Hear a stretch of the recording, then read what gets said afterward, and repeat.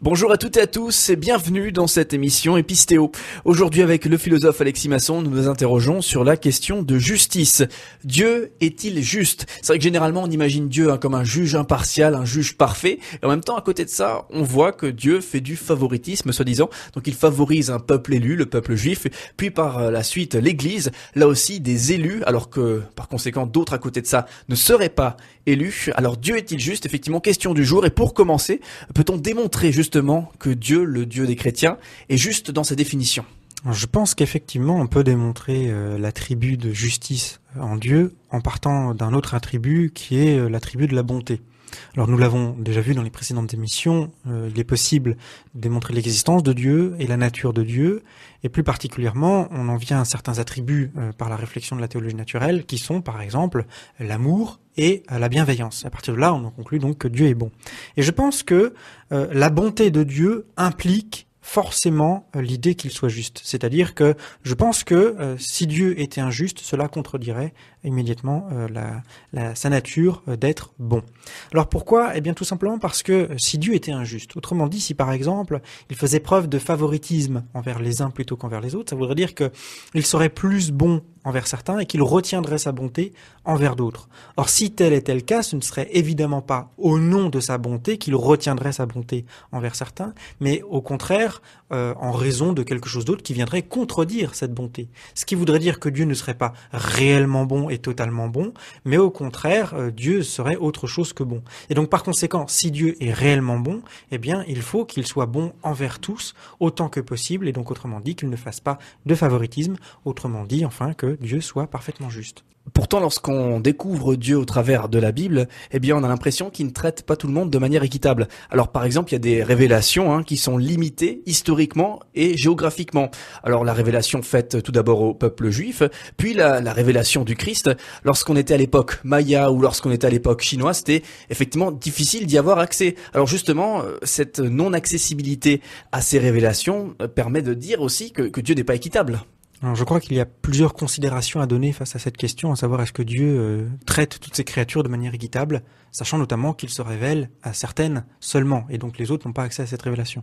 Alors je pense que tout d'abord, il faut rappeler que d'après les chrétiens, et notamment dans le texte de Romains 1:20, d'après les chrétiens, il est dit que Dieu est connaissable naturellement, c'est-à-dire par la simple usage de sa raison.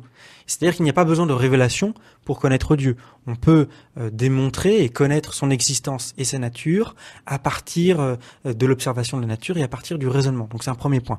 Deuxième point, je pense également que les chrétiens ne pensent pas qu'il soit nécessaire d'adhérer à des doctrines particulières et révélées pour obtenir le salut. Donc il n'y a pas, en ce sens-là, d'inéquité. Certains qui auraient un salut plus facile parce qu'ils connaîtraient telle ou telle révélation, et puis tels autres qui ne pourraient pas avoir accès au salut. Par exemple, les Mayas, avant qu'ils puissent avoir accès à la Bible, par exemple, ne seraient pas sauvés. Je ne pense pas que ce soit le cas parce que pour les chrétiens, le salut n'est pas conditionné justement par l'adhésion à telle ou telle doctrine révélée. Et on le voit parfaitement clairement, par exemple, durant le ministère du Christ.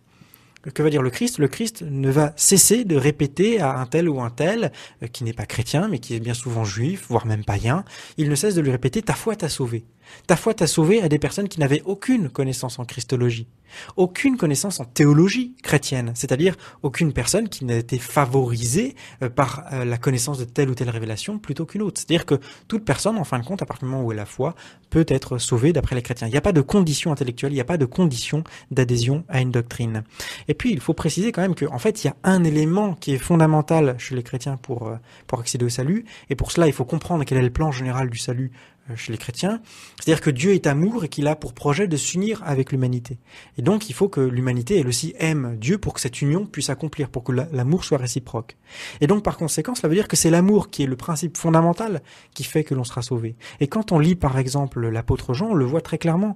Il dit, par exemple, quiconque, il ne parle pas des chrétiens, il dit quiconque, n'importe qui, quiconque aime est né de Dieu et connaît Dieu. C'est-à-dire n'importe qui aime, ça peut être un Chinois, ça peut être un Juif, ça peut être un Britannique, peu importe. Quiconque aime est né de Dieu et connaît Dieu. Et il continue un peu plus loin en disant « Dieu est amour. Celui et celui qui demeure dans l'amour demeure en Dieu et Dieu demeure en lui. Autrement dit, quand on aime, on a une relation d'intimité avec Dieu. C'est ce qu'il affirme dans sa première épître. C'est la première épître de Jean au chapitre 4. Et donc ça, il l'affirme très clairement.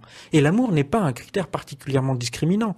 C'est pas parce qu'on est maya qu'on manque d'amour. C'est pas parce qu'on est juif ou chrétien qu'on aurait plus d'amour. Au contraire, c'est vraiment quelque chose qui est finalement d'une certaine manière universellement accessible. C'est ça qui est important. Donc il n'y a pas d'injustice au niveau de Dieu.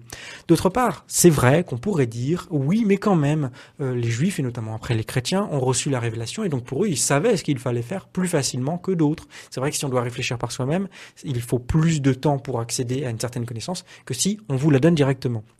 Néanmoins, il faut rappeler que pour les chrétiens, Dieu applique aussi une justice, si je puis dire, distributive. Dieu, par exemple, s'il donne plus à quelqu'un, va exiger plus de lui, et si un autre a reçu moins, il exigera moins de lui. C'est ce qu'on voit très clairement, par exemple, dans la parabole des talents, qui est en Matthieu 25, au verset 14 à 30. On voit très clairement qu'il est dit que ceux qui ont plus reçu, eh bien Dieu exigera plus d'eux-mêmes, mais ceux qui ont moins reçu, eh bien Dieu exigera moins d'eux. Autrement dit, Dieu respecte la proportionnalité. Et donc au final, on ne peut pas dire que Dieu traite traite par favoritisme ou traite inéquitablement tel ou tel peuple ou telle personne. Alors effectivement, là on retourne sur le concept d'un Dieu qui est juste, mais par ailleurs on dit aussi souvent que Dieu est bon et miséricordieux.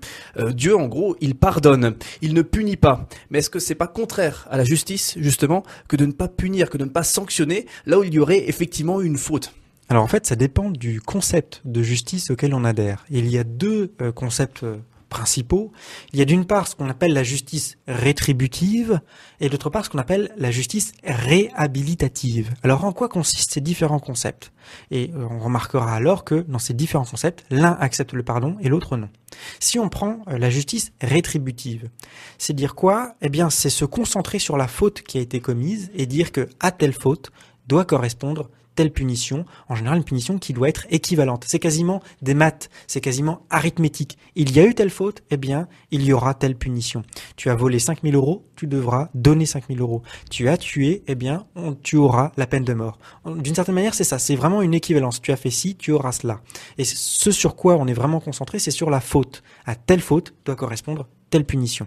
Dans ce cas-là, il est évident qu'on ne peut pas concevoir le pardon. Le pardon est impossible et c'est même une injustice. Celui qui pardonnerait serait injuste. D'autre part, on a un autre concept, c'est le concept de justice réhabilitative. Et là, on s'intéresse pas tant à la faute en elle-même qu'à la personne qui a commis une faute. Et le but de la justice réhabilitative, comme l'indique son nom, c'est de réhabiliter la personne. C'est-à-dire, elle qui se comporte mal, on doit la corriger de telle sorte qu'elle ne recommencera pas et qu'elle puisse de nouveau s'adapter en société.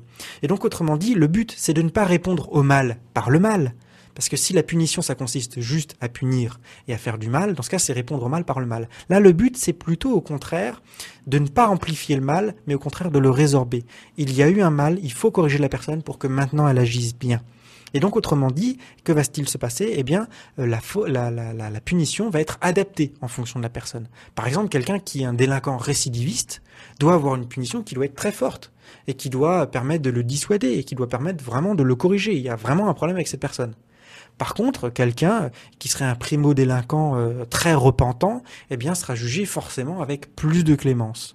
Et quand on conçoit ce concept de justice, on arrive à mieux comprendre comment il est possible que le pardon soit effectif. Et notamment, on voit Dieu, en tout cas d'après la Bible, dans le livre d'Ézéchiel, Dieu affirme qu'il ne veut pas la mort des méchants, ni même punir les méchants. Ce qu'il attend, c'est leur repentance. Il attend un changement de comportement, que le méchant devienne, si je puis dire trivialement, gentil. Merci beaucoup Alexis sur ces développements, sur la question de Dieu est-il juste ? On te retrouve sur ton site internet epistéo.com, on te retrouve fort logiquement pour une prochaine émission Epistéo.